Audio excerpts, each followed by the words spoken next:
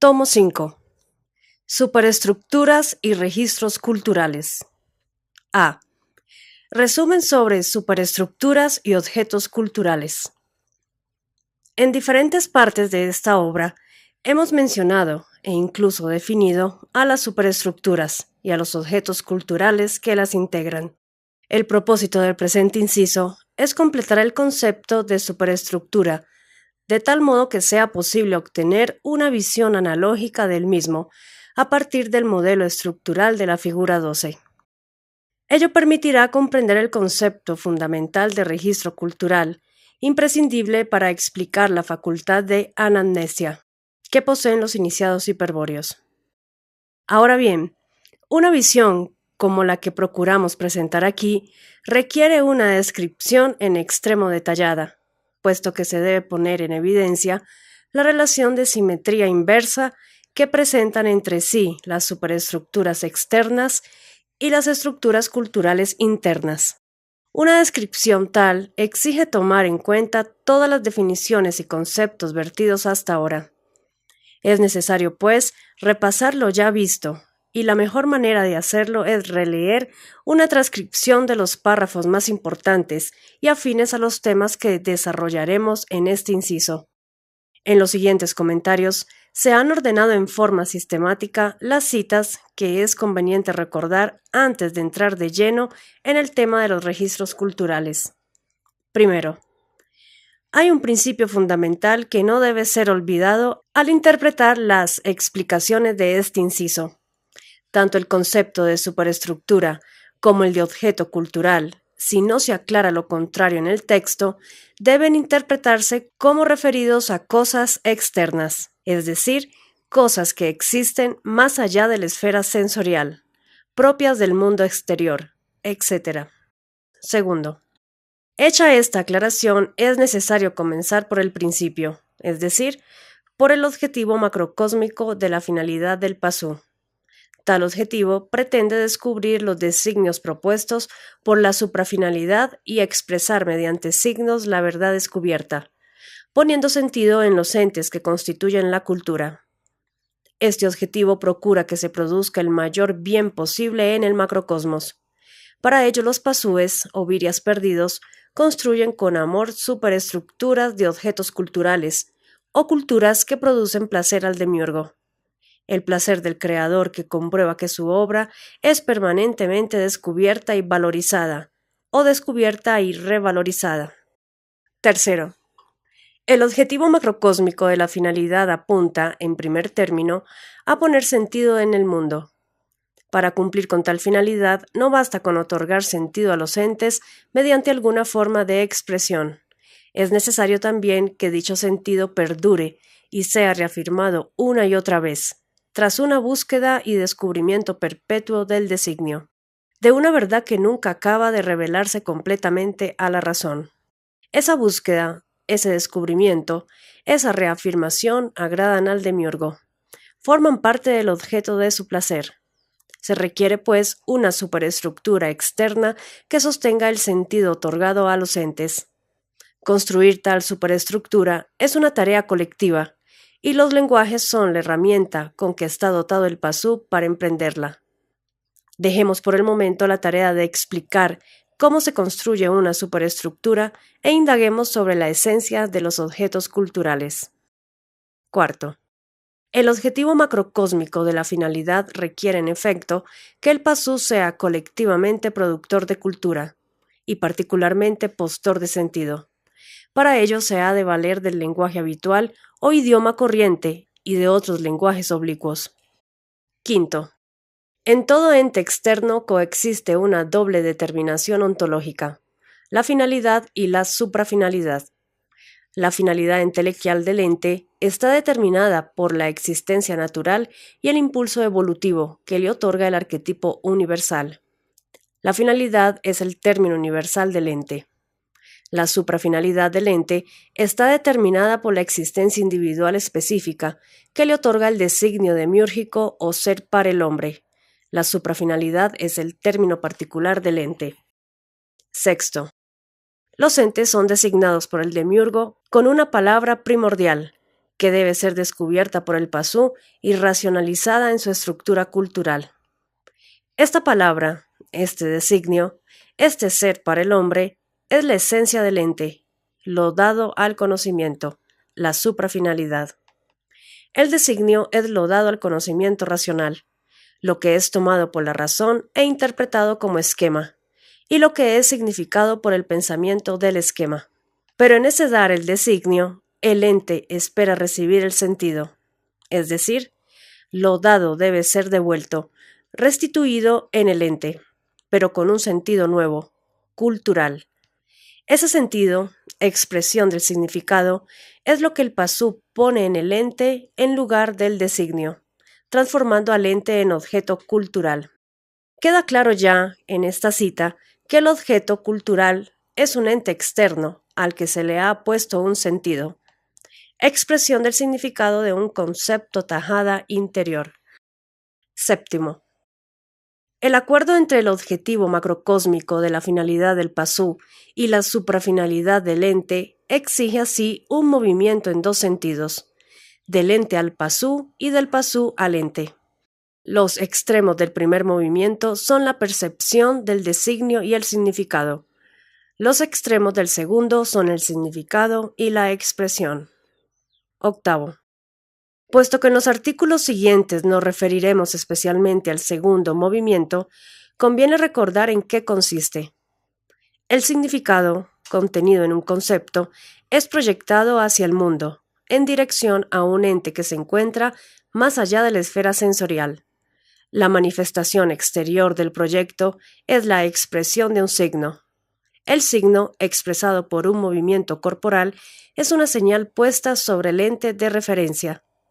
Esta señal en el ente, que señala el signo, corresponde a lo significado por el designio demiúrgico del ente. Sobre el designio dado se pone ahora el signo.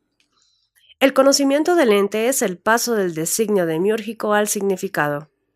Por eso la proyección del significado de un signo sobre el ente es el reconocimiento del ente. Solo al ser reconocido, al ser signado, el ente adquiere sentido. El designio demiúrgico es el ser para el hombre, el objeto de conocimiento.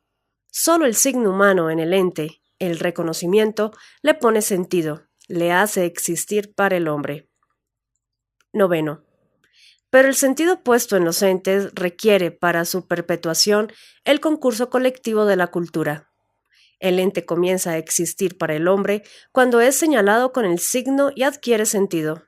Pero debemos advertir que tal sentido solo puede perdurar si el signo que lo confiere es también empleado por otros pasúes para reconocer y afirmar al ente. El signo, en efecto, debe poder ser entendido por la comunidad, aprendido y enseñado, perpetuado colectivamente en el mundo. Vale decir, el signo puesto en el ente debe ser expresado culturalmente. Esta condición de la finalidad del pasú determina que el signo se exprese como término de un lenguaje, como representante de un concepto. Una comunidad puede así convenir en ciertos signos para comunicarse el conocimiento de los entes y sostener su sentido. Un conjunto de signos tales constituye la expresión de un lenguaje, no el lenguaje en sí, pues según hemos visto, todo lenguaje tiene su origen en la estructura cultural. Un lenguaje estructural es un organismo vivo, y por eso puede crecer y desarrollarse.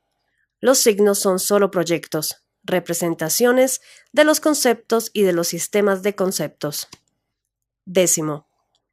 El pasú pone el sentido en el ente, y aun cuando la muerte le impide expresarlo perpetuamente, el sentido se prolonga si otros pasúes se asocian para sostenerlo como un significado común.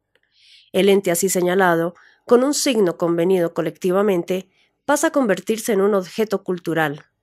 Naturalmente, si lo que se ha puesto sobre el ente es un signo tal como I, que representa un símbolo I, figura 21, que es réplica de un concepto XX, resulta que en lo que coincide primeramente la comunidad es en el conocimiento conceptual del ente.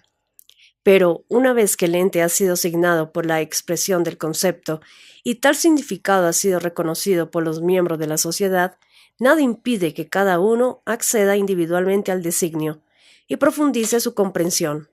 Lo que religa entonces a la sociedad pasú como tal es el sentido puesto en los entes, sentido que es en cierta medida compartido por todos. Y es esa unión de los pasúes entre sí, por intermedio del sentido óntico, lo que constituye la forma externa de la cultura. 11.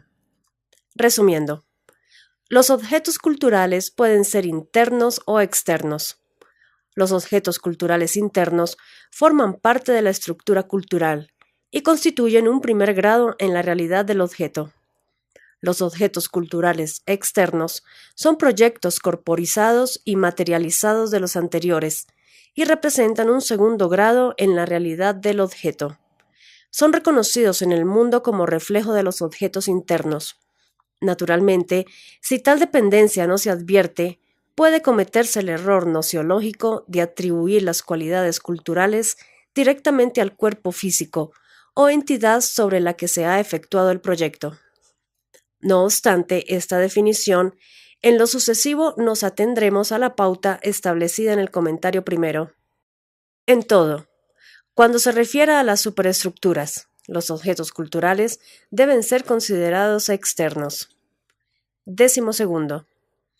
Estas citas y aclaraciones sobre los objetos culturales son apropiadas para comprender las definiciones de superestructura y de cultura externa. Elementalmente, hemos dicho que una cultura externa es la forma que determina una superestructura y que los miembros de una superestructura son objetos culturales y hombres, pasúes o virias perdidos. Según esto, las superestructuras solo pueden ser externas, puesto que incluyen al hombre en su complexión.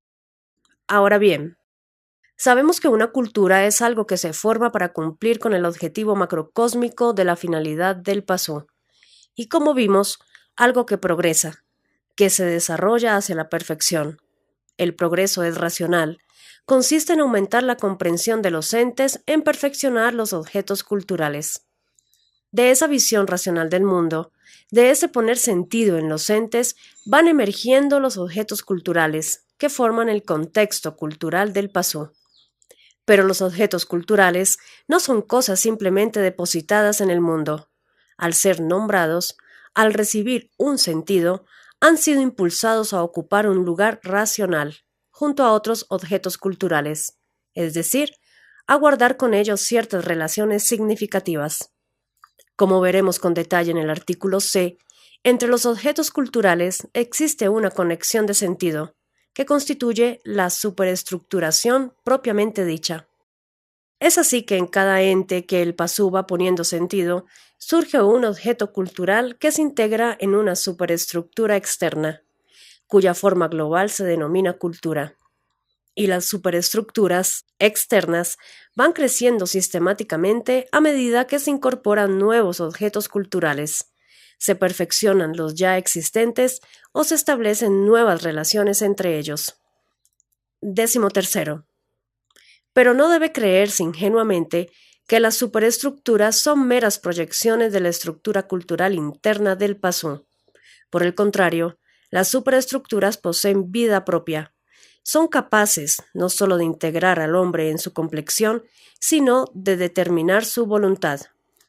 ¿Cuál es la mente que, análogamente a la estructura cultural interna, anima a estas superestructuras externas?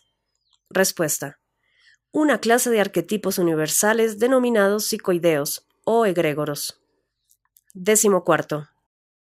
Presentando a las culturas externas una capacidad estructural demasiado grande como para intentar su descripción rigurosa o tan siquiera aproximarse a ella, es habitual reflexionar sobre ciertas fracciones o subestructuras denominadas hecho cultural. Para visualizar las explicaciones, siempre nos hemos de referir a hechos culturales, pero las conclusiones obtenidas podrán luego extenderse a la totalidad de la forma cultural por inducción analógica. El hecho cultural está determinado por el espacio cultural y el tiempo histórico. El espacio abarcado por una cultura externa es, indudablemente, enorme. Todo lugar que contenga un objeto cultural externo es parte de tal espacio, desde el sitio ocupado por la galaxia más lejana hasta aquel en que se mueven las partículas subatómicas. pasando por todos los objetos culturales comunes a la sociedad. En verdad, el ámbito de la cultura externa es increíblemente extenso, y ello por efecto de la actividad postora de sentido, que caracteriza al pasú o al viria perdido. Los alcances de este efecto asignador se comprenderán mejor si definimos al espacio cultural exterior como todo aquel lugar en que sea posible efectuar alguna de estas tres cosas. A. Descubrir un ente designado. B. Proyectar un signo. C. Reconocer un objeto. El espacio real que cumple con alguno de estos requisitos constituye el universo de los objetos culturales externos.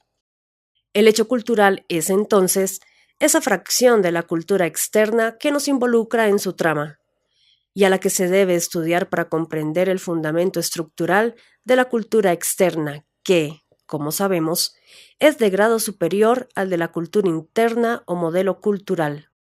Y el hecho cultural, en su calidad de hecho histórico, es, según se ha visto, la manifestación de un arquetipo psicoideo o mito en un espacio cultural determinado.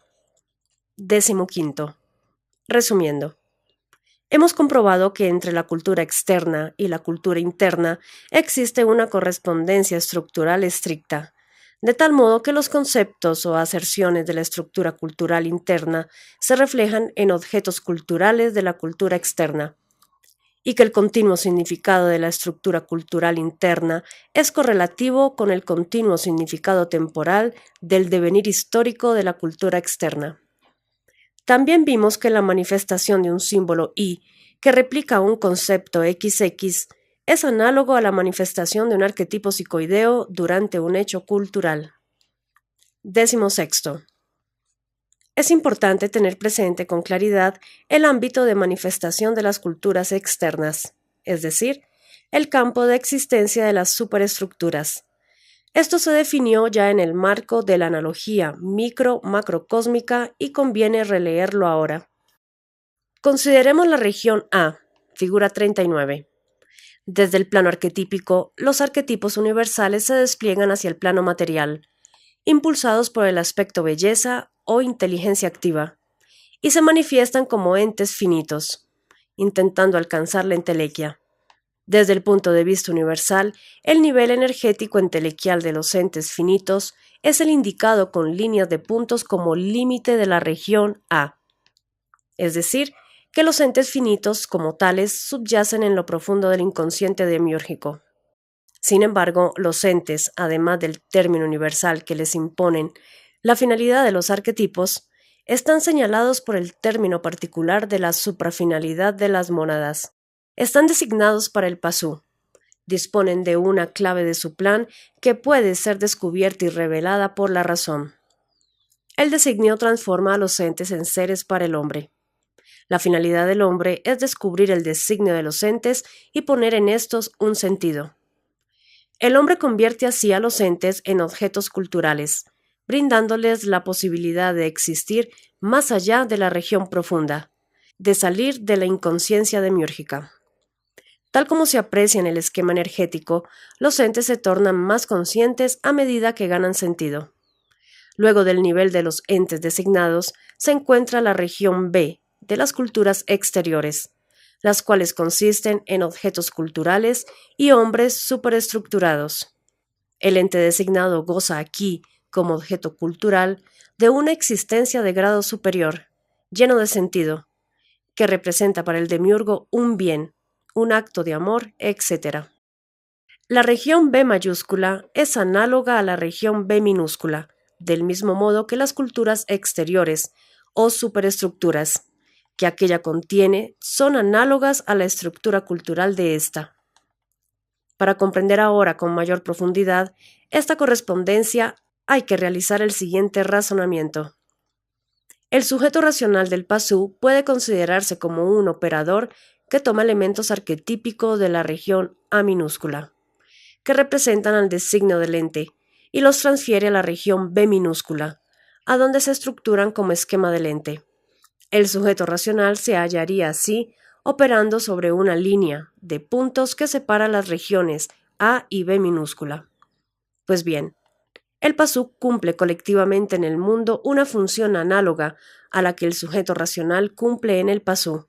Vale decir, el pasú cumple colectivamente la función de ser la fuente de la razón del mundo. Es por su actividad postora de sentido que emerge la razón del mundo, que los entes, hasta entonces sumidos en lo universal, adquieren existencia particular como objetos culturales y se religan por amor, integrándose en las superestructuras de las culturas exteriores. Con este criterio, la función del pasú en el mundo queda claramente definida. El pasú, microcosmos, se puede considerar como un operador que toma entes designados de la región A mayúscula, figura 39, y los transfiere a la región B mayúscula, a donde se estructuran como objetos culturales. El pasú, microcosmos, se hallaría así operando sobre la línea de puntos que separa las regiones A y B mayúsculas del macrocosmos. Pero tal actividad del pasú es colectiva, lo que significa que a pesar de todo, su operación cultural, su transformación racional del mundo, obedecen en gran medida a un alma grupal, a un egrégoro, a un arquetipo psicoideo o manú, que dirige el destino de la comunidad. Esto no puede ocurrir de otra manera si la función colectiva del pasú ha de ser análoga a la del sujeto racional en el pasú.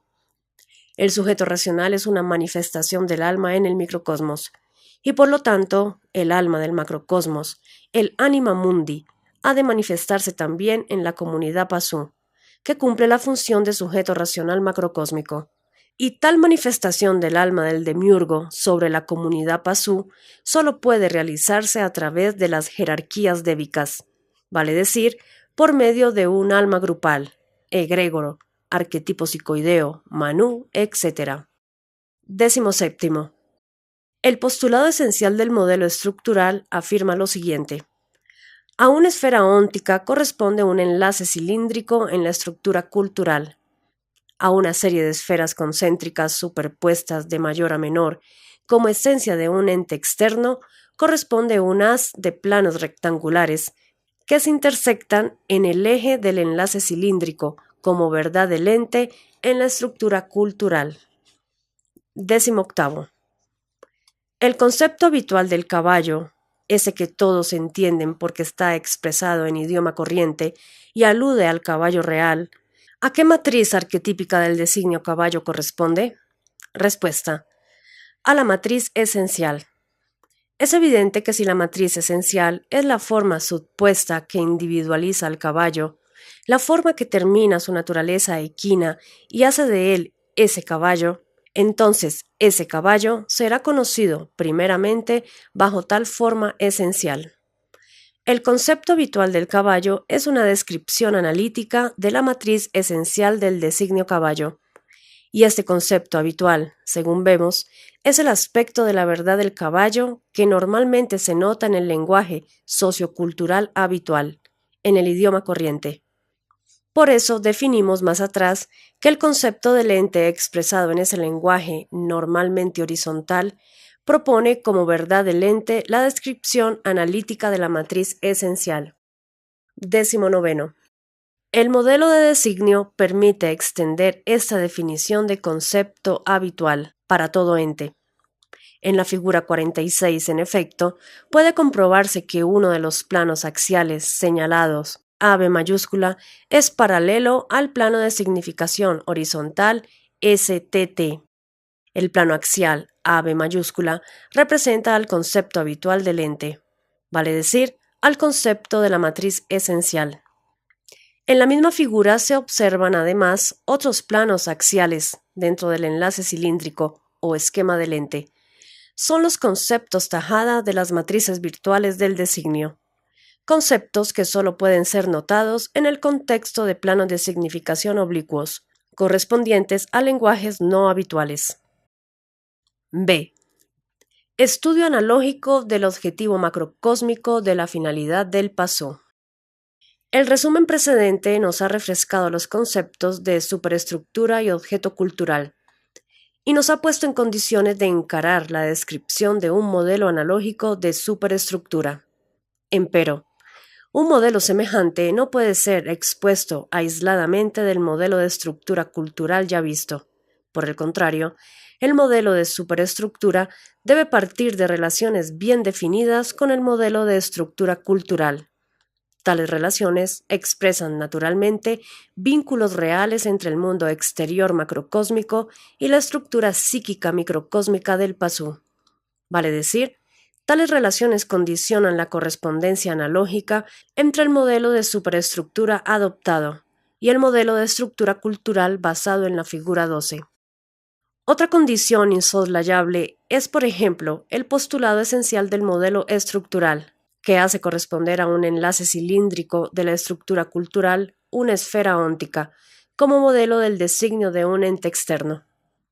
Debemos comenzar, pues, por plantear las relaciones que ligan ambas estructuras, y ello solo podrá hacerse sin perder de vista que el modelo ha de estar fundado en la realidad de los entes, por medio de un análisis detallado de los vínculos reales entre el mundo exterior macrocósmico y la estructura psíquica microcósmica del pasú. Desde luego, el análisis cumplirá el objetivo propuesto, si se aplica a resolver un problema bien planteado. El primer paso apuntará entonces a evidenciar el problema. Consideremos la figura 12. En ella se ha representado un modelo de estructura, cuyos elementos consisten en nudos y enlaces. Este modelo, según se explicó, presenta correspondencia analógica con la estructura cultural real del pasú. En la estructura cultural, el lugar de los nudos está ocupado por principios y el de los enlaces por relaciones, o sea, por esquemas sémicos de entes. El problema aludido se evidenciará cuando indaguemos si una superestructura, es decir, una estructura exterior integrada por objetos culturales y hombres, puede ser representada mediante un modelo semejante al de la figura 12. En general, la respuesta es afirmativa. Tanto las superestructuras como la estructura cultural corresponden particularmente al modelo de la figura 12, en cuanto este modelo describe una organización de nudos y enlaces. Sin embargo, y aquí es donde surge el problema, el carácter estructural común no implica que entre ambas organizaciones exista una correspondencia puntual, es decir, que los nudos y enlaces de una superestructura correspondan a nudos y enlaces de la estructura cultural. Contrariamente, según se demostrará más adelante, la correspondencia real está regida por una ley de simetría inversa. Evidentemente, para disponer de un modelo de superestructura, no basta con establecer que las superestructuras reales y la estructura cultural del pasú presentan analogía con el modelo de la figura 12. Es patente que existe un problema, y que éste consiste en determinar qué relación liga a ambas estructuras. La solución del problema solo puede provenir de un análisis preciso de la relación armónica que mantiene el microcosmos con el macrocosmos para cumplir con el objetivo macrocósmico de su finalidad. A fin de cumplir con este objetivo, el pasú conoce el designio de los entes externos y expresa el sentido que los convierte en objetos culturales. Recordemos la cita del comentario séptimo. El acuerdo entre el objetivo macrocósmico de la finalidad del pasú y la suprafinalidad del ente exige así un movimiento en dos sentidos, del ente al pasú y del pasú al ente. Los extremos del primer movimiento son la percepción del designio y el significado. Los extremos del segundo son el significado y la expresión. Concretamente, el análisis se debe basar en la descripción de estos dos movimientos para que contribuya eficazmente a la solución del problema. Una ayuda inestimable para toda explicación analítica es la complementación gráfica. Esto se comprueba en el presente caso observando el cuadro sinóptico de la figura 73. El análisis siguiente se refiere fundamentalmente a dicha figura, donde están representados los dos movimientos que exige el objetivo macrocósmico de la finalidad del pasú. Comencemos por destacar que la figura 73, en concordancia con la figura 39, nos muestra dos regiones claramente definidas. A la izquierda de la línea de segmentos está la región B mayúscula del macrocosmos, asiento de los entes externos, mientras que a la derecha de tal línea se extiende la región B minúscula del microcosmos, a donde se radica la estructura cultural. La línea de segmentos que separa ambas regiones simboliza el límite de la esfera sensorial del pasú. Todo conocimiento del mundo exterior debe necesariamente atravesar esta esfera. La intuición sensible de un objeto exterior es la percepción del designio. Mediante la percepción, el designio atraviesa la esfera sensorial y se revela a la razón para su aprehensión inteligible.